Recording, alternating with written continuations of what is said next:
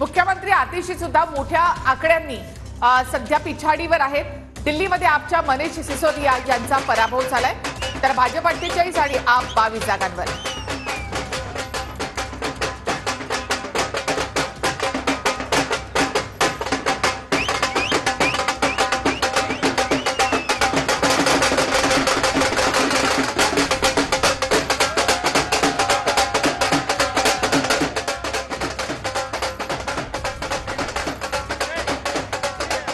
तर आपचे सत्येंद्र जैन सुद्धा पिछाडीवर आहेत। आपचे हे प्रमुख नेते आहेत जे आता पिछाडीवर आहेत।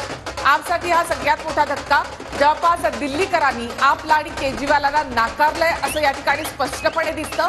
आपचे सत्येंद्र जैन हे आतापर्यंत आघाडीवर होते, मात्र आपचे सत्येंद्र जैन सुद्धा आता पिछाडीवर पडलेले आहेत। तिथे आतिशी आणि अरविंद केजरीवाल हे देखील पराभवाच्या छायेत, तर मनीष सिसोदिया यांचाही पराभव झालाय।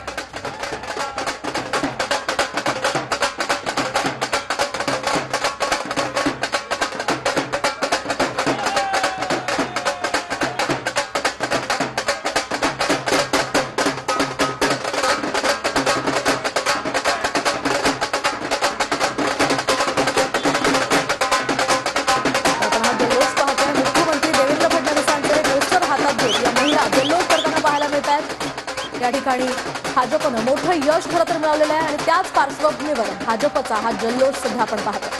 तर भाजप 48 जागांवर 22 जागांवर या ठिकाणी थांबली आणि त्यानंतर आता पहिल्यांदा 27 वर्षांनंतर भाजपचं कमळ दिल्लीमध्ये उमलते। When I was being interrogated by the enforcement directorate, and I once in the 15 times that I went, obviously on the 5th or 6th day I was smiling and I came out, and he says all this interrogation is false, let me sit the part of the interrogation, I will sit there.